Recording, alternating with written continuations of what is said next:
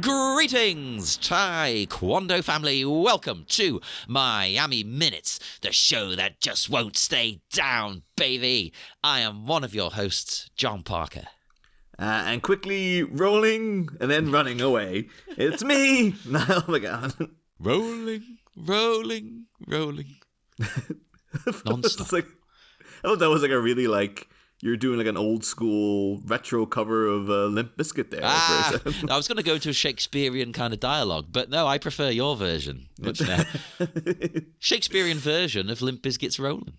Yeah, I don't know someone's band would have done it. Because I remember back in all that was the early meme days. You recall people used to put up pictures of sort of Victorian era, paintings and then add captions, and it would just be it'd be like Nicki Minaj lyrics, but done in very old school kind of thing. So it's like back in 2012 or whatever, that would have been groundbreaking. But now, it's weird to think because you was saying that's the beginning of memes. Memes are probably around, to be fair. Like when would you consider the start of a meme? Cartoons.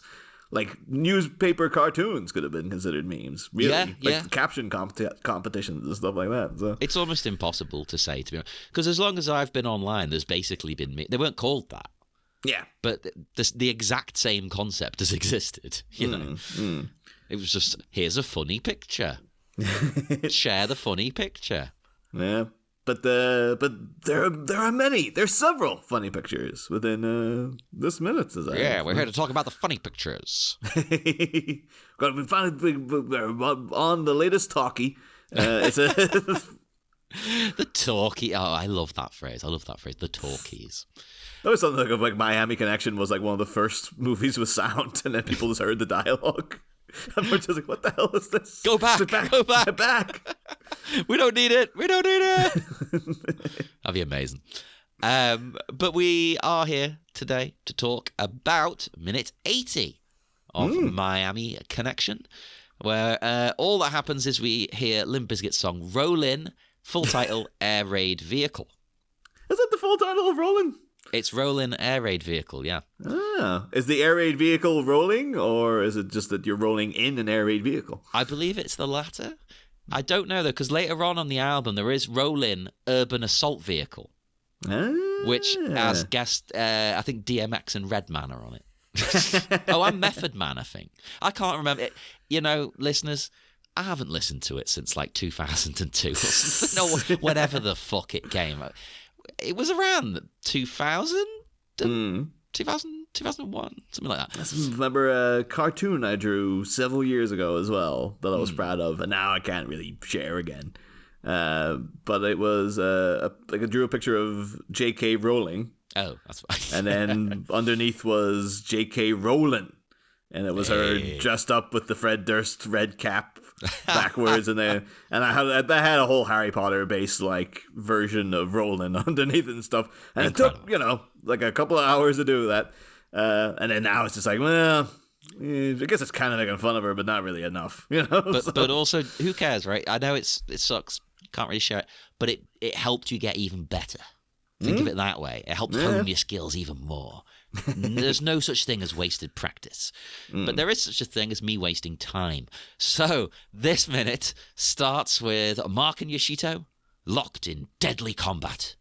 And it ends with Mark and Yashito locked in deadly combat. I was actually going to ask up front. Because it's so, in terms of us making notes for this, it's just some guys sword fighting and stuff. But is there even, a drinking game for this one? Because everyone's very clothed. There's no family drama. It's all very, this might be one of the few minutes where it's there's no drinking involved with this, I don't think. Let me tell you, lots of drinking. Really? Oh, yeah. Wow. We'll do it as we go through. Lots of drink, because you're forgetting about one crucial thing, and it happens a couple of times. So we'll get to that. We will get to that.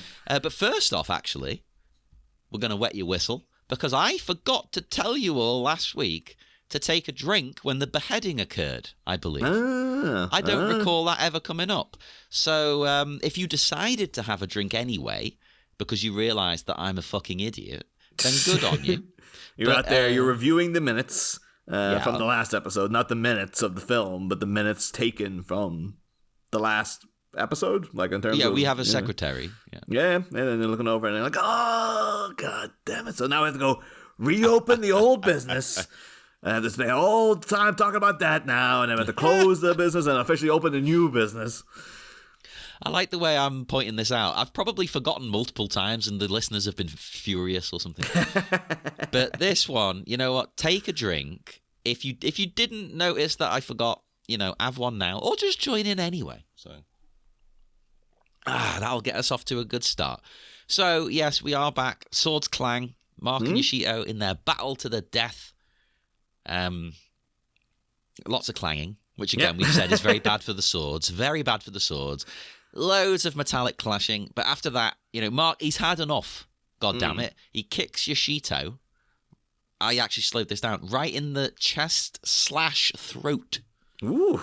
His foot gets him upper chest and into the throat. And I was like, did he mean to do that? Like as an actor?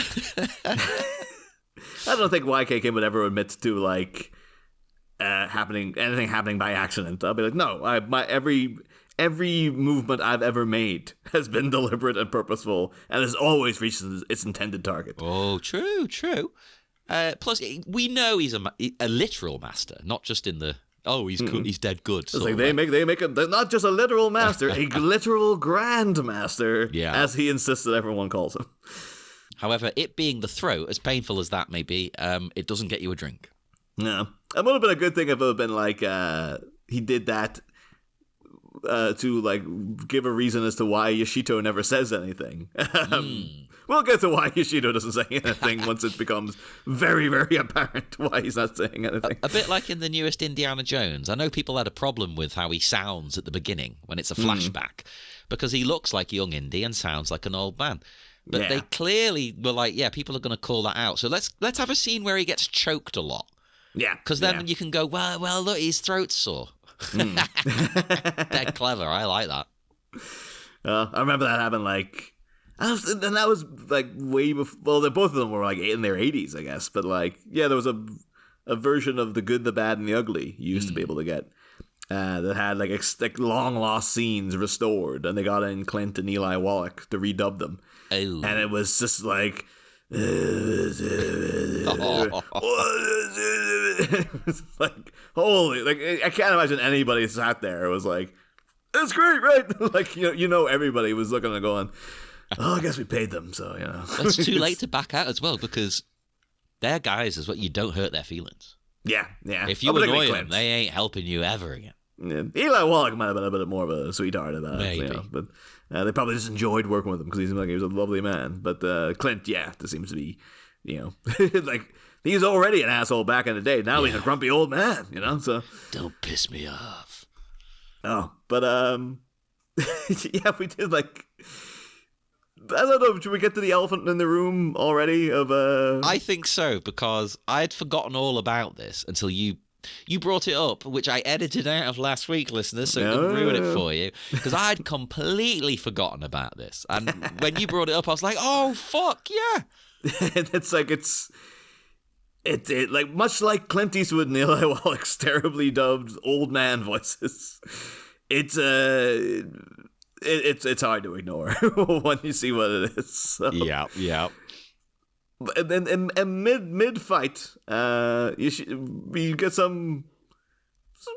That's not even as if they're even really trying to avoid it, but like there's some shots of Yashito, and it's not Yashito. Like no, it's not even close to Yashito. It's not the same race as Yashito. It's not the same. This guy might not even be in the same country as Yashito, for all we know. He's never met him. Yeah. We do know he has. Oh, he has, because the guy in question is, of course, Jeff. Yeah. The resurrected undead body of Jeff has been puppeteered by Yashito. That would be a good excuse if that was what happened. Was that like Jeff's body disappeared, and it turns out that like Yashito was using like necromancy to like control him. Well, we've already said he's Shang Tsung. Yeah. So that kind of thing there, you find out that like, yep, Yoshito's actually, safely ensconced somewhere else. And he's just sitting there, like, pondering his orb.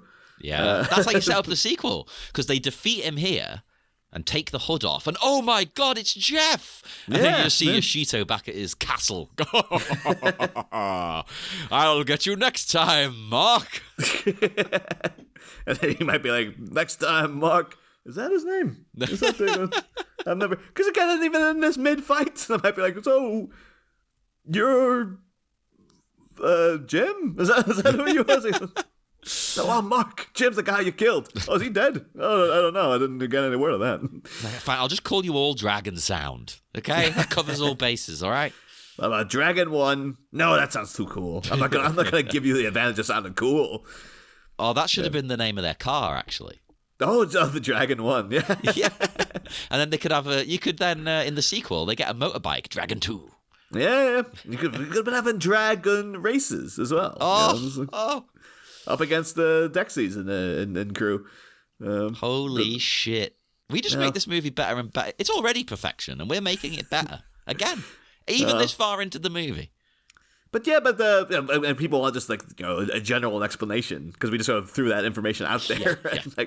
But basically what happened on set was they reshot this ending, and the actor playing Yashito was gone. He's out of there. He's a dot. I haven't heard. Ain't getting him back. I haven't fully heard where he went. I assume he just went back to Korea or. Yeah. When I was saying he might not even be in the same country as Yashito, that's what I mean. Yashito was just not in the same continent as Miami Connection. He's like, you want me to fly back to shoot 5 minutes of footage? Nah, you're all right. He's like, didn't you hear? I severed the connection. What's... We did it. It's done. So, and I think maybe I think it might be true though.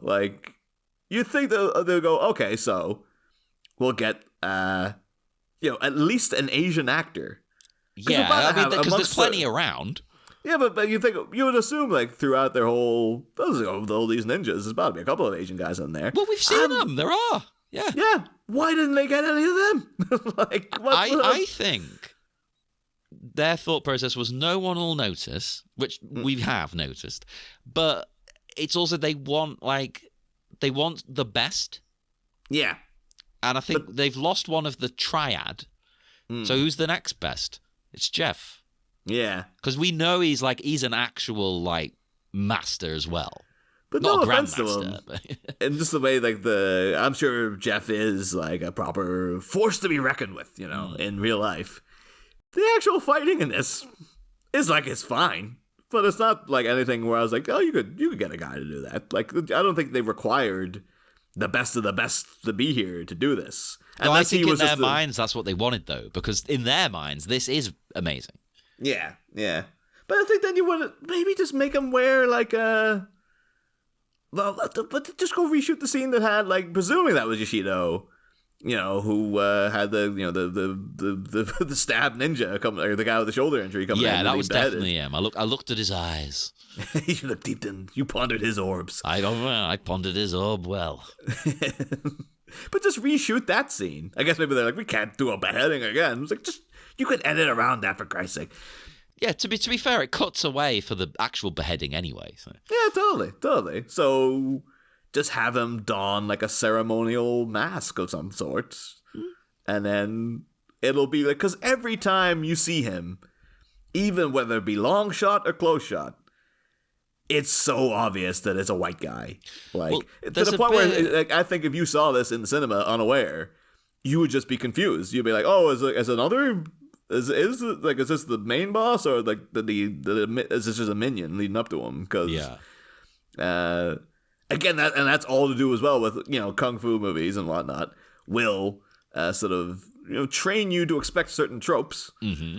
And the big confrontation with the final villain usually involves a bit more taunting and a bit more conversation and a bit more actual connection between the people. So it's just weird that they're just oh yeah, so he's fighting the big bad guy, the Asian guy was in the whole movie. Oh wait, now he's a white guy, and now he's not only is he a white guy, he's a white guy we saw get killed. That's part of the problem. He's quite evidently Jeff. Yeah. Go to second 59. His mask slipped off. That one in particular is ridiculous. It's just, his face is on full display. You can see his beard. You can't contain that beard. They should have known. It's bursting forth. It's like, I'm trying. It just keeps poking out. But again, like I would, this that would have to go in, of course, the novelization. It would be a thing where, like, they killed Jeff. And we never saw what they did with the body, They could have been like, oh, we're eating tonight, that kind of thing. Oh.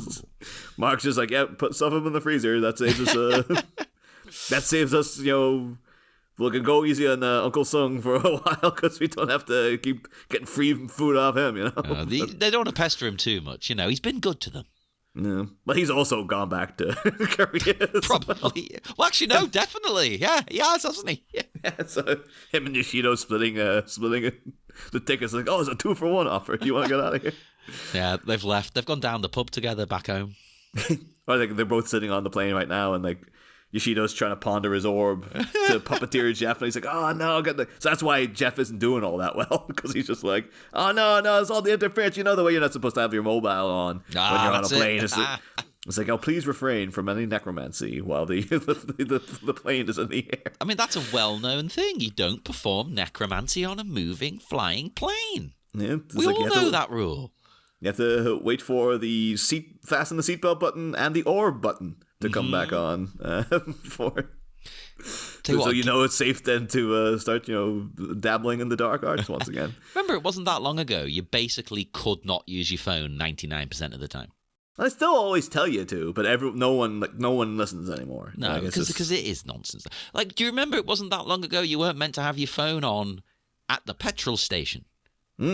It was like, no, don't go near the petrol with the phone. Yeah. It'll blow up. But then it always felt like it was going to be a real thing because of like when you were, at your stereo and you had your mobile and anytime a text came in, it always interfered. So it felt like as if like, oh no, it's big deal radio waves are happening here. You don't want to mess with this stuff. Look what it did to the song I was listening to, for Christ's sake. It probably did something once ever, so it's like, oh, better safe than sorry. Yeah. Although that's the thing as well, like, oh, the technology and whatnot. Nothing like that would have, a plane wouldn't go down because of a mobile phone. And then we are the same day where like that barge is crashed into that bridge in America, where it's like, well, it just seems like, crazy crap like that just still happens. You could be like, yeah, someone was nattering on the phone midair. And what do you know? The plane just fell out of the sky. And this barge or ship or whatever, that maybe they were pondering their orbs.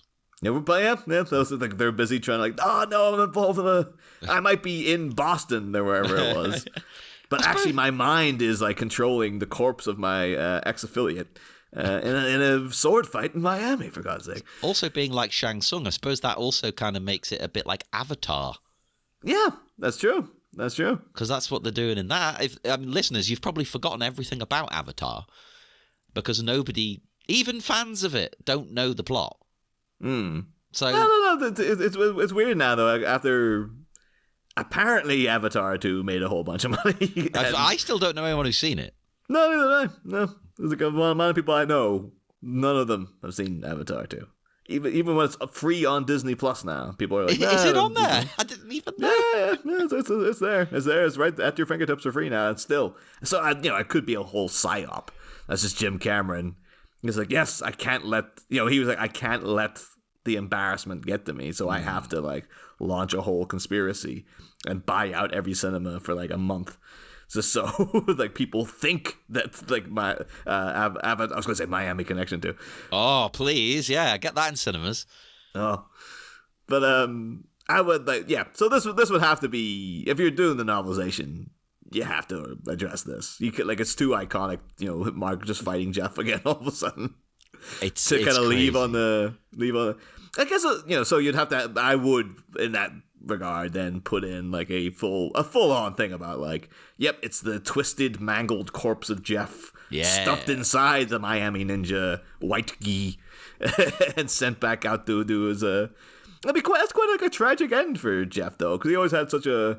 You always seemed like Yashito was really into him. Yeah. And Jeff was always very just like, about Yashito. And then it turned out to be like, he's his slave, basically. Or he's even in death, he can't get away from him. He's been used as a puppet, I'm a slave for you. Oh, that's what Brittany was writing about. She went to the future read the Miami Connection novelization, and then. Well, she wrote it for the movie because she's like, well, the movie's going to come back out now. The novelization's coming out. So I'm going to write a song for the re-release. Miami Connection is, of course, like, there's always that problem when they reissue books when a film comes out. But then, and then you've got like the film poster on the cover. It offends me. And I'm not even a big book reader. I'm more of a movie person. But if I'm buying a book, I want some nice fucking artwork, not a fucking movie poster like it's a DVD. Yeah. See, now you go into like Asda, and it's just like, yep, you can buy Dune now for $5, but it's the post, and that's a perfectly good poster, but I don't want it on the book. No, exactly. So I'm just but that's what eBay's for now. It's just like, all right, well, I'm not gonna go. I don't want to read it. I'm not gonna read Poor Things with Emma Stone's face on it, though. I'm gonna go and get the old school. 1,000%. No, I sometimes, if I'm buying a book, I'll pay extra to get the old cover. I'm like, no, don't give me this new shit. Yeah. But I'll make an exception for the Miami Connection. Although, to be fair though, if it's gonna be our novelization, we might as well have our show logo on there and be like, all right, that's the artwork now. Have me dressed as the White Ninja. Why not? It's like, John, I thought you were dead. Well, that's part of the joke. See, anyone can be the White Ninja. We're all the White Ninja at heart, really, aren't we? All of us. Miami itself is the ninja. Oh, that's something to consider. Miami is the ninja. So they're against Miami. They're trying to escape it. Exactly. Miami. Although I have to say, I think though, I suppose we never really see with Dragazan interacting. I know all the people in the club and stuff love them.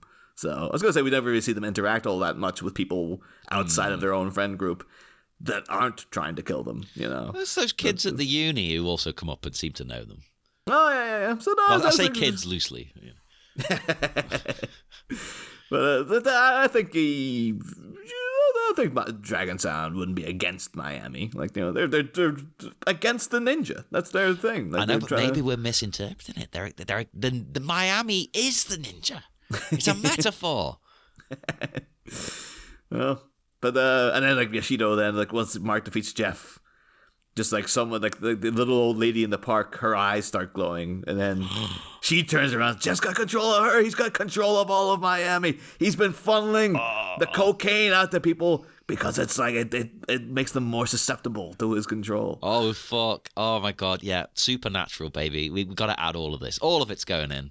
Oh, I mean that's what a novelization's for, is to throw in a lot of crazy crap that you don't need. That's what I was saying, like, with the whole thing with Jeff being controlled by Yashito. It reminded me of, because everyone always loves Ginger Snaps, you know, the original Catherine Isabel movie, Ginger Snaps, and then no one ever talks about the sequel, which was like, I forgot there was one. Yeah, but the ending of the sequel was always really upsetting to me, because, you know, the most of it's her little, you know, Ginger's little sister trying to like stave off becoming a werewolf and like you know injecting herself like this all drug metaphor and all this kind of stuff. But she's hanging out with this crazy kid who's actually Tatiana Maslany, like it's baby Tatiana Maslany. If you look, I didn't put it together until I rewatched it recently. I was like, I know that. What the hell? I didn't realize that was her. But yeah, the movie ends with like, because that kid is just like a psycho. Bridget just turns into the werewolf at the end, and then she's just kept in the basement. Oh. And the kid just keeps luring people into the house and going, hey, and just killing people and throwing the body to the werewolf and just keeping her as a pet. And I was like, oh, that's really upsetting. I liked Bridget as a character, but it's then realistic. But you just go, well, it's about as far from realistic as you're gonna get, I suppose. But yeah, the character you spent 2 movies with at that point. And then there's such an undignified end to be like, yep, she just basically kept as someone's dog. And you're like, oh, that's really sad. But the same vibe though of Jeff been like so like Yashito, and then to be like, you're nothing but my toy now, Jeff. Well, now you are mine. Finally, you are mine. This is all to explain why that actor is just like that's so. It. He's the white ninja. In more than one way. That was their thought process. Who else can we get? Well, we do have a white guy.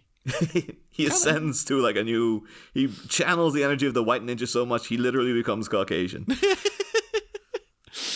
Oh, but the kick that we talked about to the chest/throat about an hour ago, that I thought there was a really interesting cut. Once he delivers the kick, I'm gonna have to just call him Yashito. By the way, it's Yashito. That's the character. So like we call him Jeff Shito. Yashito. Okay. Yashito. So Yashito takes the kick. It's the reaction I found interesting because I think they did the kick and then the reaction's filmed completely separately, not just like another angle. It's like, no, we need to do something. We need to make it look more impactful because the way he flips looks really disconnected from the blow. Yeah. He does this really big flipping move. Like, Rah! The flip's pretty cool. I'll give him that. Oh, it's great.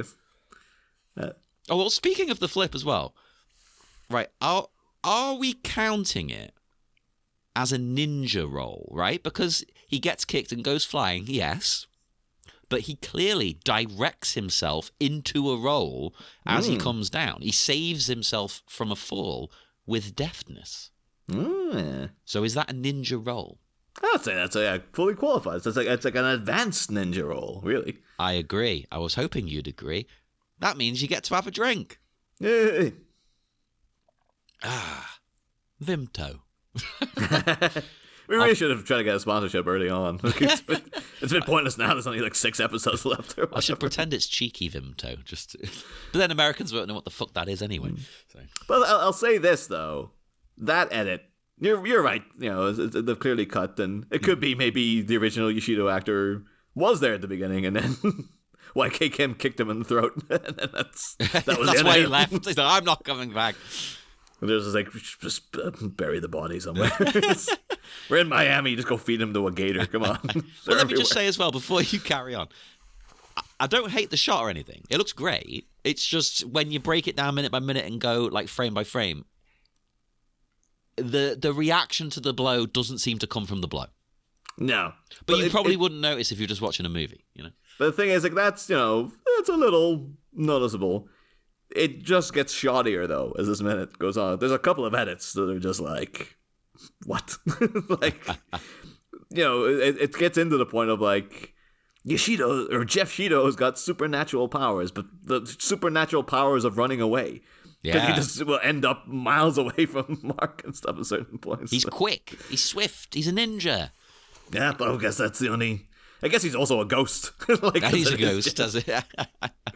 Or it's like, I think that was one of the things they had planned for, like, one of the Superman Live scripts, right? When, in the mid-90s, when Tim Burton was planning to make a Superman movie, at one point they were going to have Brainiac and Lex Luthor would become, like, the same entity. Oh, yeah. Like Lexiac.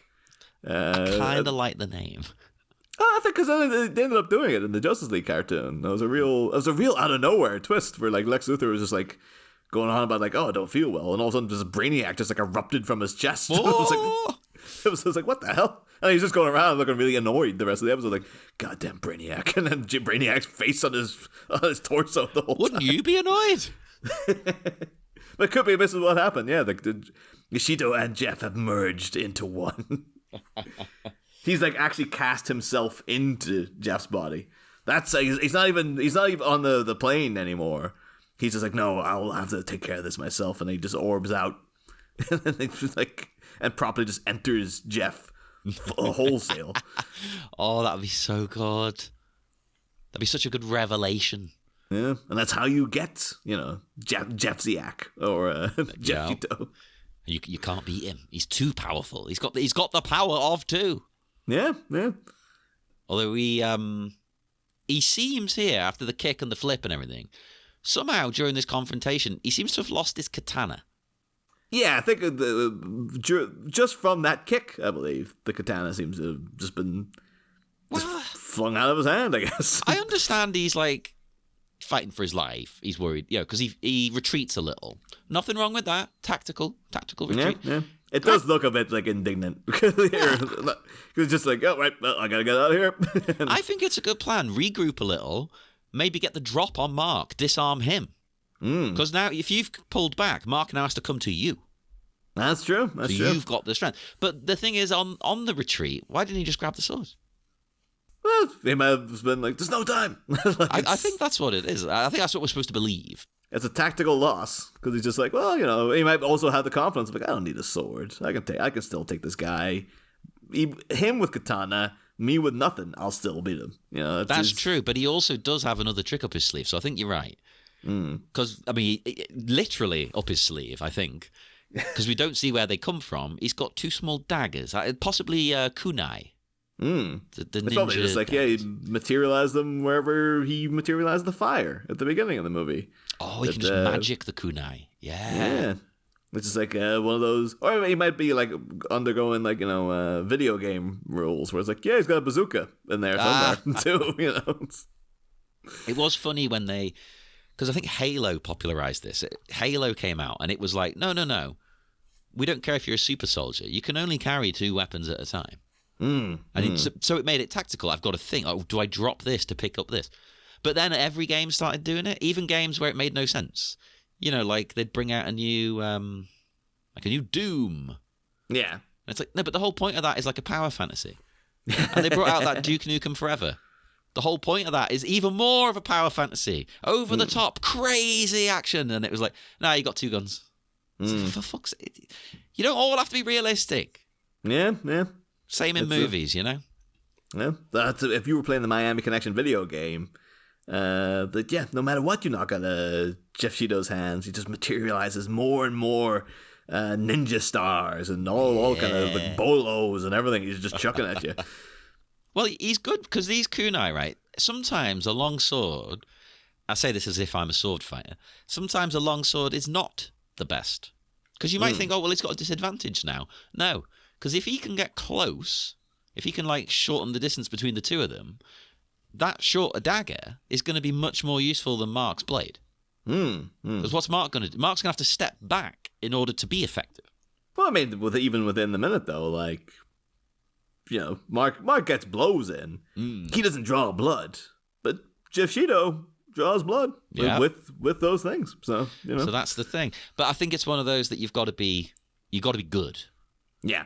I imagine if I tried to do that. If I was in a fight, I'd rather have a big sword than little daggers. I think I'd be fucked if I had little daggers.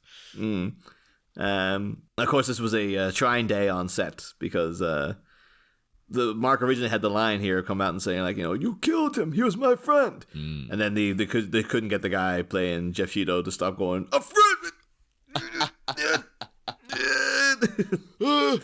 Just edit it out. Edit out all the dialogue. Okay. All of it. We'll do it all later. Yeah.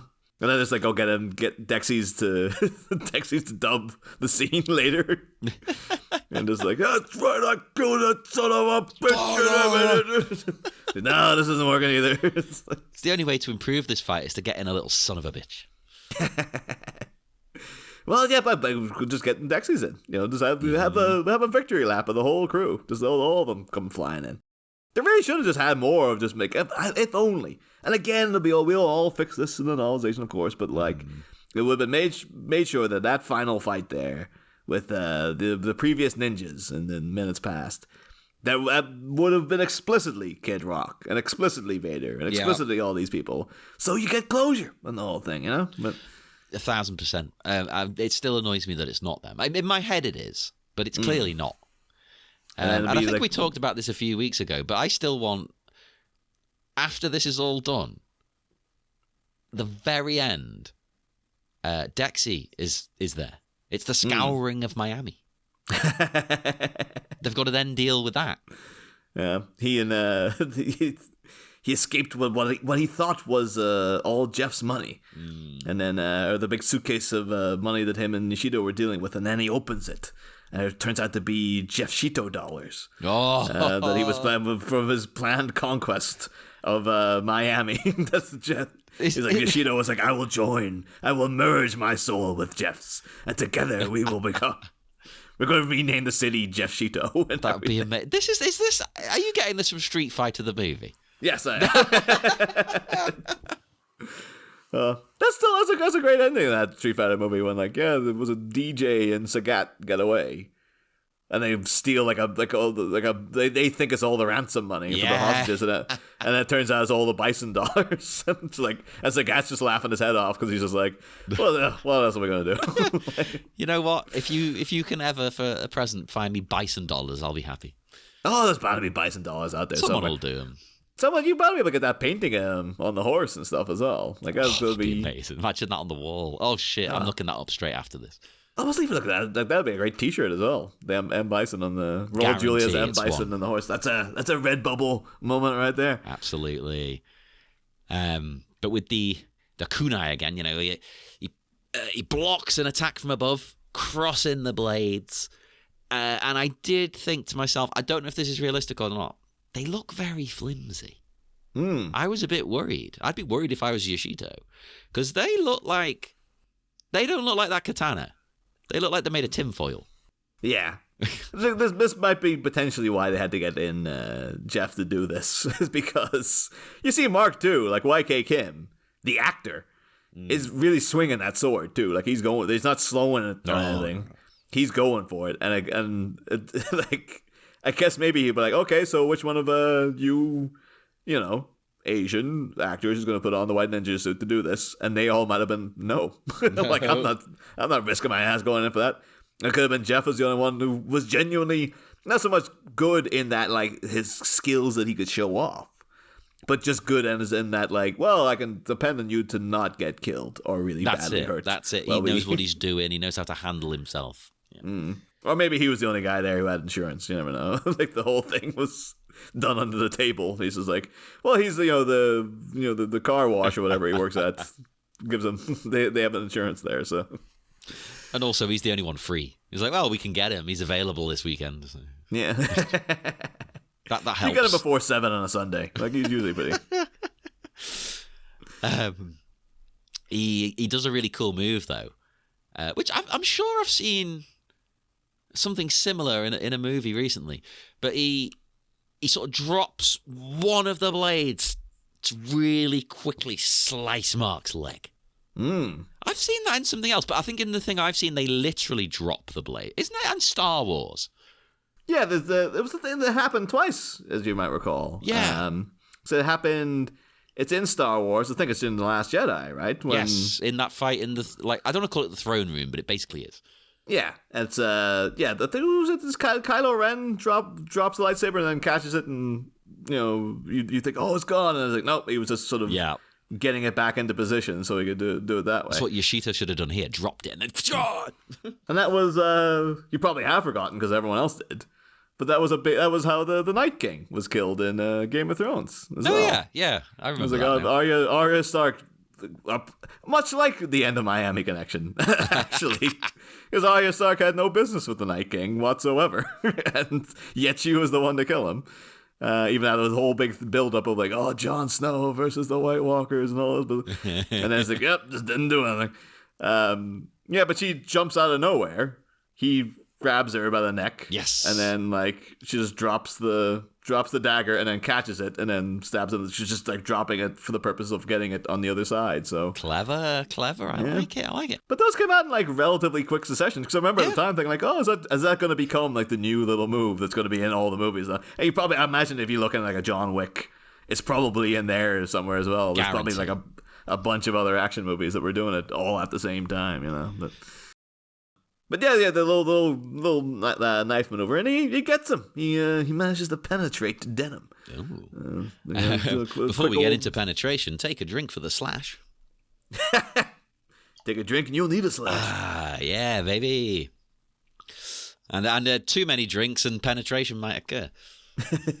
But like, Mark's reaction is just like, he swings his entire body around in reaction to the slash. Like, he's a real like, ah! I get it. When I get hurt, I react like weird. You know? I'll start pacing around the room going, ah, fuck. It reminded me of in our last season of Batman with Mask of the Phantasm.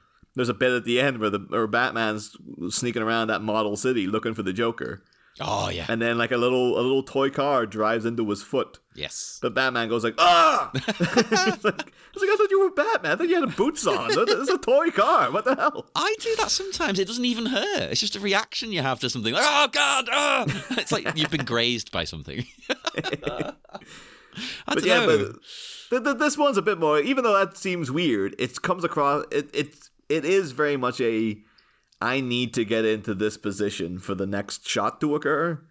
But it seems a bit more natural than that, because some of the times when, to be fair, some of the times when he's working with lesser martial artists, YK Kim's on fire, but you can always tell with the other guys. They're like, okay, I get into this position. And it's not that they're bad martial artists, really. It's that they're not. We've said this before. Doing it for film is different. Yeah. But this comes across a bit more because I guess these guys are a bit more fluid. It is weird though, right enough that they never really.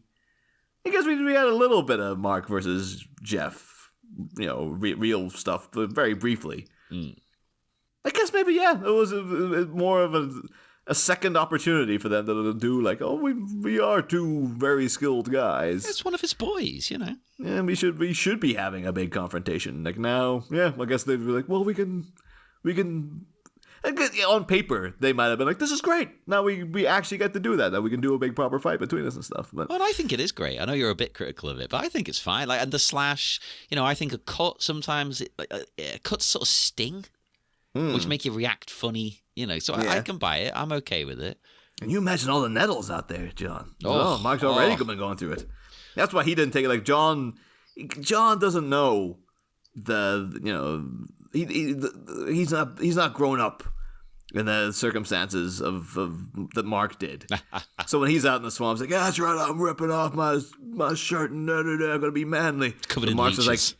was like, you gotta keep the jeans and like all the layers on. Like, I wish I had sleeves, man. You know there's gonna be nettles out here. It's gonna be leeches. There's gonna be midges. There's gonna be everything out here. Maybe the raw flesh draws the crocs as well, or the gators. I don't know what you have there. Well, I get that there should be stuff like that in this, where, in the middle of a fight, friggin' alligator shows up or something. Oh, that'd be so cool. And they both have to team up to take care of the gator first. Mark saves Yashito's life from the gator, and they have a kind of little moment of like the nod the head of like, okay, and then just carry on. That'd be so cool. Well, he just goes careening into the tree. He just reels right into it, and Yashito then hurls a kunai at him. Yeah. And this is a perplexing thing to me. Does Mark try and catch it? Yeah, this is one of the progressively weirder cuts that happens. This one's just a real bizarre edit choice. Because it does look as if, like, he's throwing it at him, and then Mark reaches up again as if to catch, but it also kind of looks like maybe he's just sort of arching his body out of the way so it doesn't hit him. I think that's what we're meant to believe, is that he's kind of moving out of the way of the blade. But the way it's shot, as you say, it looks like he's going to grab it mid-air. Well, there's part of me believed that he was like deflecting it, like he was shoving up his palm with his chi. Yeah. I mean, like if they'd actually gone into the whole Yashito, fire controlling crazy martial arts stuff, that would have worked fine for me. It's like, Yashito's all fire, and then Mark's got his chi, and he's able to like waft the fire away or whatever.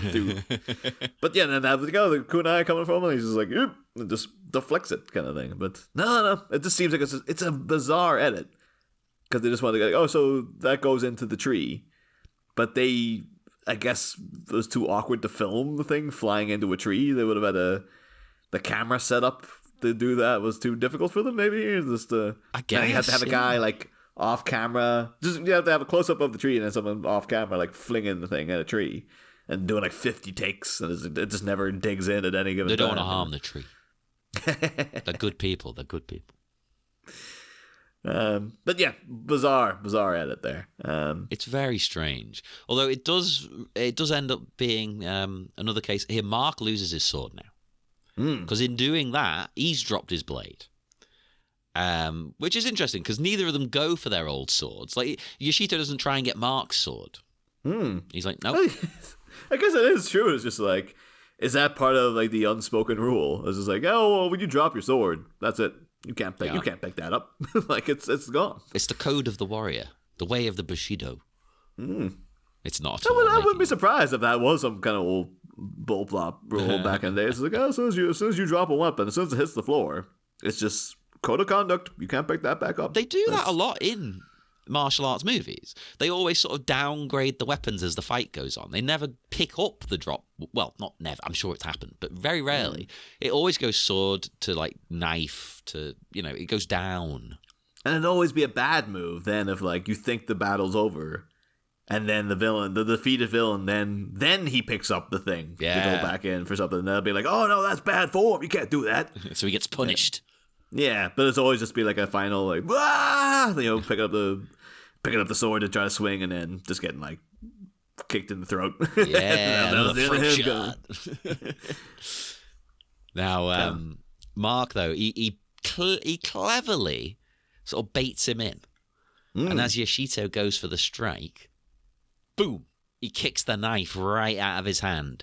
Love it. What a cool move. It's just Mark's little, it has almost a kind of like a bar brawler kind of stance he's got going on. So when Yashito comes down and he's just like, he kind of jabs at him. And just the way Mark handles himself, he has it kind of like, come on then, mate, come on, do it.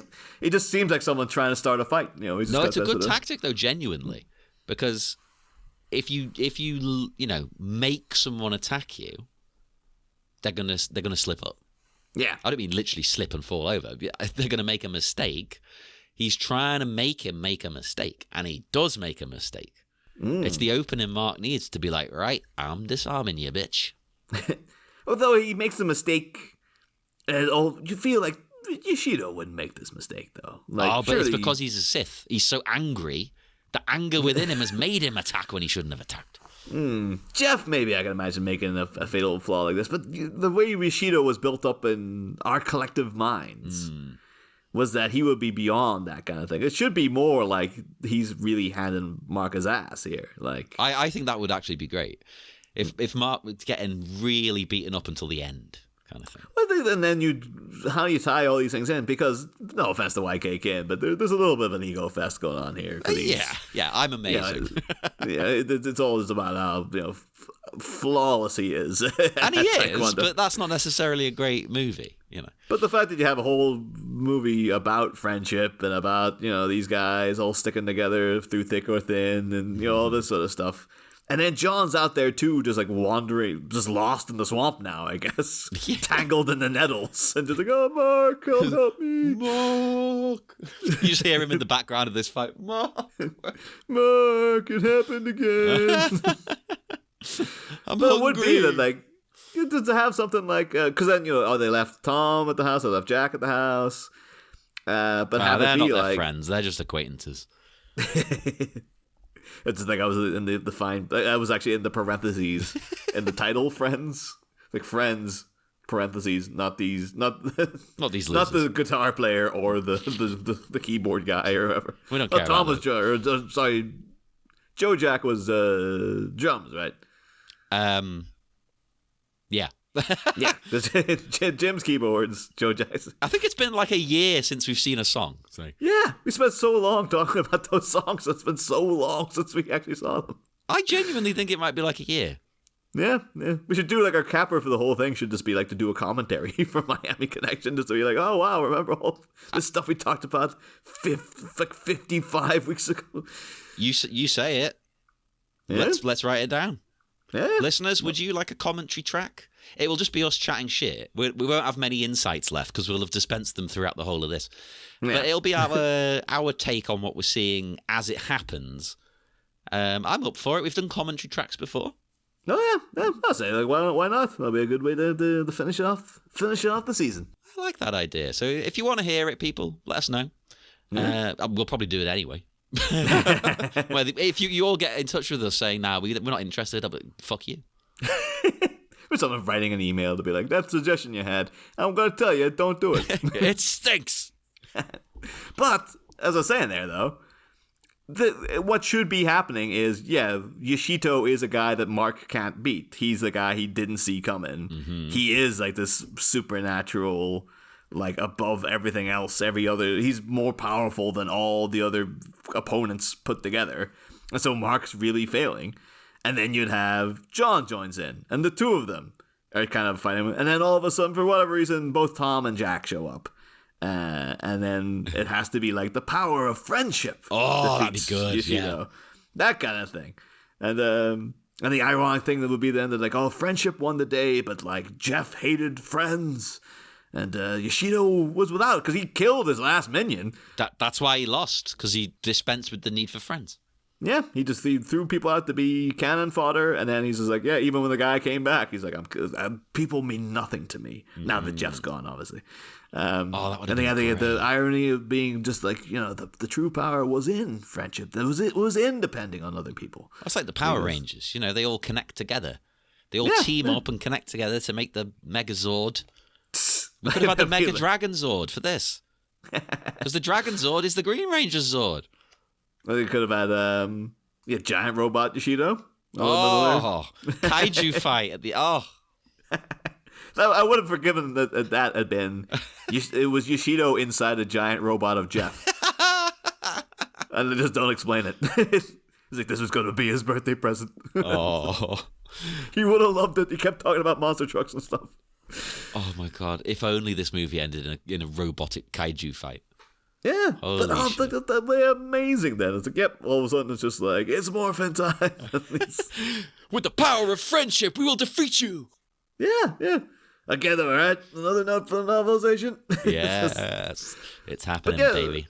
I think that is just inherently as wonderful the film is, the final fight is very anticlimactic, and part of it is things like that. It's just that, it's just YK Kim showing off again. And you're right, but I also love it. So I'm so torn. I'm so torn on how I feel.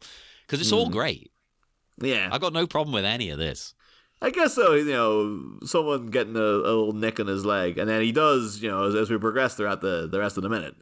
At one point, he is briefly on the floor getting, quote-unquote strangled. Yeah.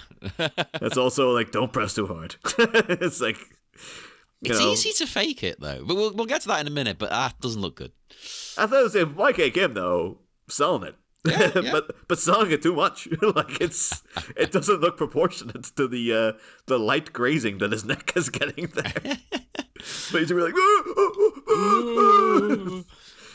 some guy's like, all right, so I'm going to start choking at some point, but the safe word is banana. Remember that.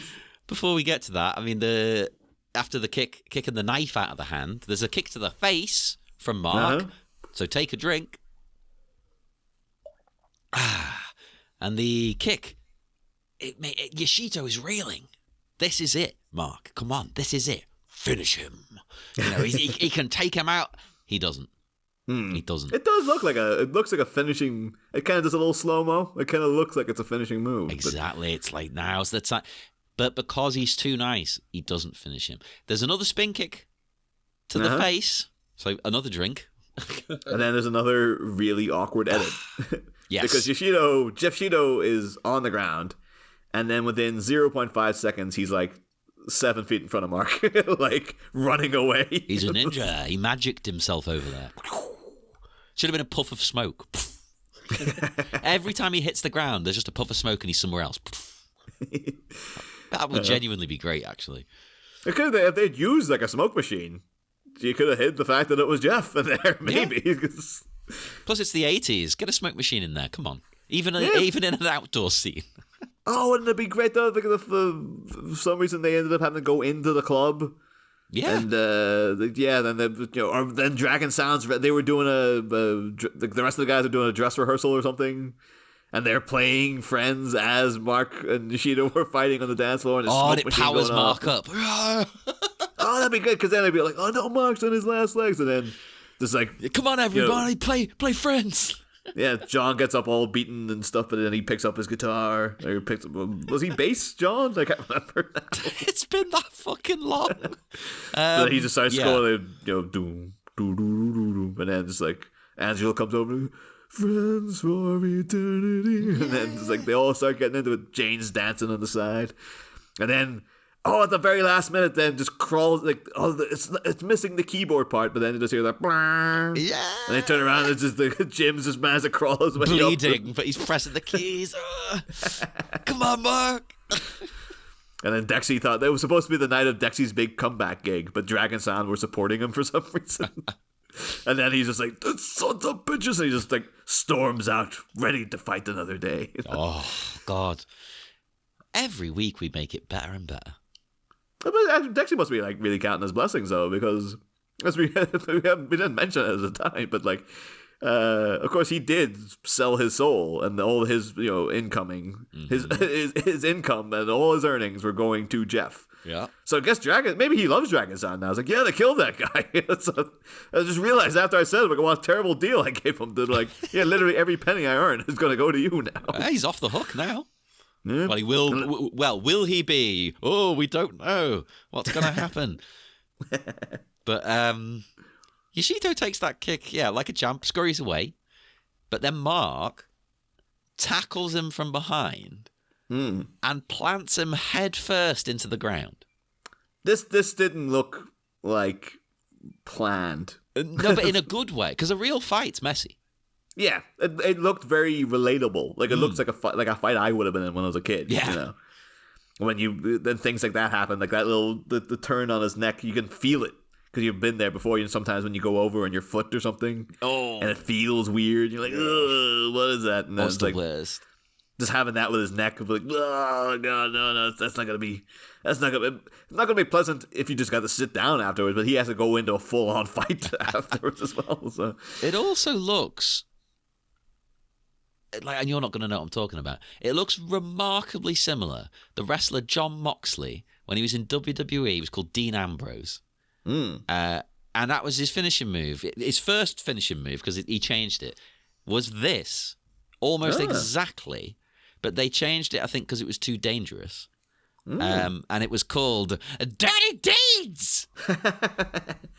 His new one is still called Dirty Deeds, but it's a totally different move. But he did this. He planted that. He went forward with the head. I think some people who were bigger than him couldn't take it healthily, so he changed it.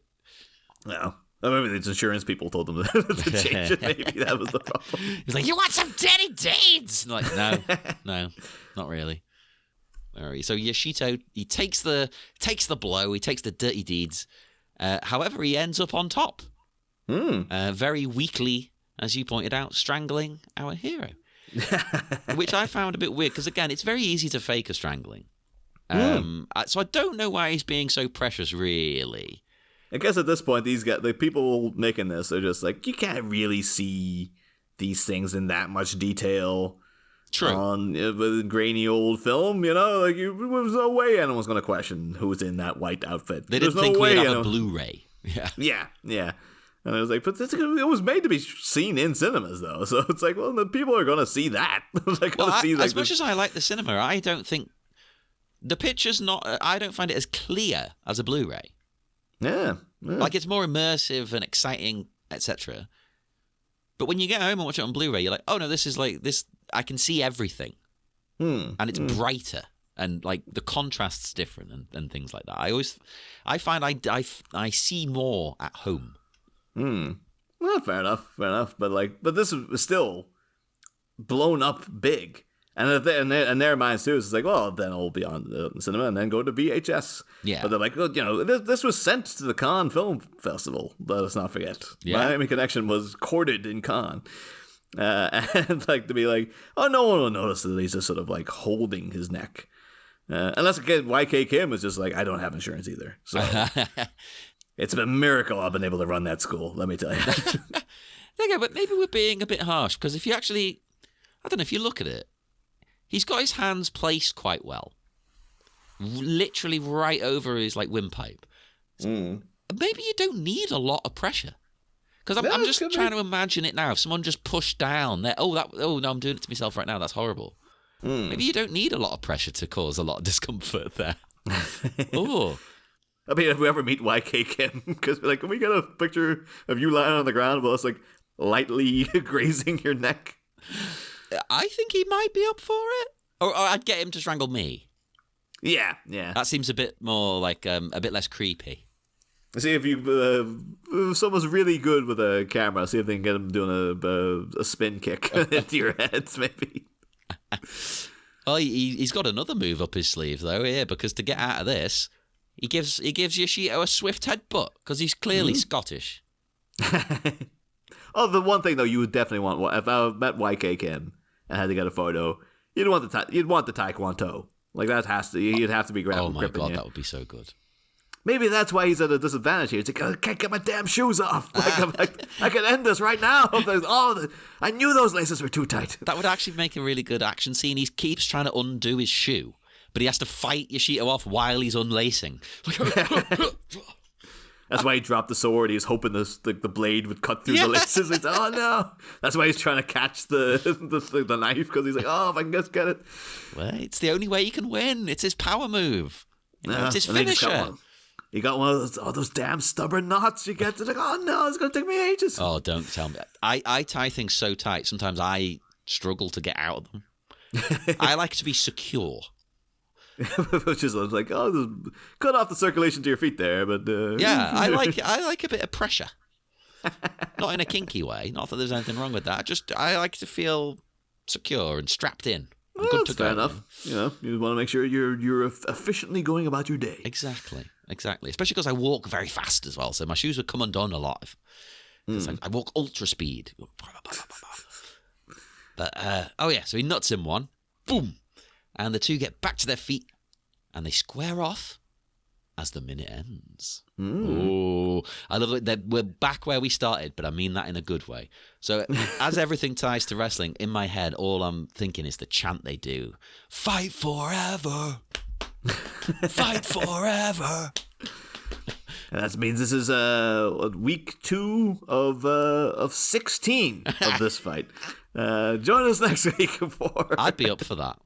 I would be up for that. To be fair, nothing's going to be as long as that friggin' training Mark training them on the lawn. Right, that went on like a... Jeez Louise. I'm so glad you brought that up, because that's what I was going to talk about. Remember that back in the training sequence, so around minutes 38, 39, etc., they said that all of those moves were literally practice for this battle. Oh, there you go. If you remember fighting him here, these are all moves they did there in the same sequences and things. And there's a bit more to come. But just keep that in mind. Keep that in mind, people. Yeah. Because that was exciting. I loved it. It's just so weird, though. It feels like doing the movie in this fashion does feel very removed from the rest of the film. Like, it just feels like, oh yeah, remember all the time they were on the beach and stuff like that. It's just like, yeah, that was like a different entity of a film. You can't criticize it for that. That's like criticizing La Vita è Bella. I'm pretentious. I don't call it Life is Beautiful. Because it's not called that on my DVD. I've got the proper one. Yeah. The thing is, I can criticize Life is Beautiful, and many people have. So for that, though? Well, for the tonal change? No, I just mean it's more because it's just like, we've come so far, is what I mean, John. It's just like, it seems so long ago in those hazy days. Exactly. It's like life, you know? You look back, you have all these great memories, but the here and now is terrible. You're fighting for your life. But I was also trying to think too. It was like, if Mark had his guitar handy, he could just whack Yashito over the head with it or something. Yeah. But there's no way that no, he has to take him down through Taekwondo. That you can't cheat and have it be like, yeah, he just whacks him over the head with an instrument. That would be amazing, though. But yeah, that is the end of this minute, though. Yeah, it's the end of my notes. The only thing I've got really is the commentary track. There's not much. I've said that for the last few weeks, haven't I? But Kim does have an interesting bit where he talks about how no distributor wanted the movie. He says they hated it. They hated it. However, Manson International, who do this, of course, because I know the Riff Tracks version makes fun of that at the beginning, like, oh no, Manson's gone international. They came forward and gave him some advice. He says, basically the advice, to cut a long story short, boiled down to change the ending and we're in. Okay. Because it was too. It's not that they didn't like a bit of depressing. It was just more like, well, it feels like you've lost. Like even if you beat the bad guy, it feels like you've not really come out on top. Yeah, no. In many ways, I 100% agree with them. Because it isn't the kind of movie that should have a dark, dour, message ending. Like, it's not do the right thing, It's just like I'm always comparing the two. What are you talking about? Well, that has the thing. It's like, it's all good fun in the middle of it. And then, it has to take the turn because that's the whole point of it. YKK might argue the turn is the point of this as well. But it's like, no, it's too goofy. Like, it's too much of a crazy fun time to just be like, yes, and then he died, and everyone was miserable. Yeah, plus I think it's got the right balance of, it's still pretty dark, really. The stuff they go through is pretty intense, but it doesn't take it into really fucked up territory, But I just kind of like the picture, though, of them saying, like, oh, change the ending, and we're in. And then this, like, YK Kim calling the actor playing Yashito long distance. And just hear like him in a jacuzzi somewhere, just like, oh no way, man, I'm not going back. I'm out. He's using like the $300 they paid him for a ticket back to. He didn't make any profit. I was gonna say like, oh, 300 quid wouldn't even get you anywhere in America, really. But like, back in '86, I might have. So. Exactly. Think about that.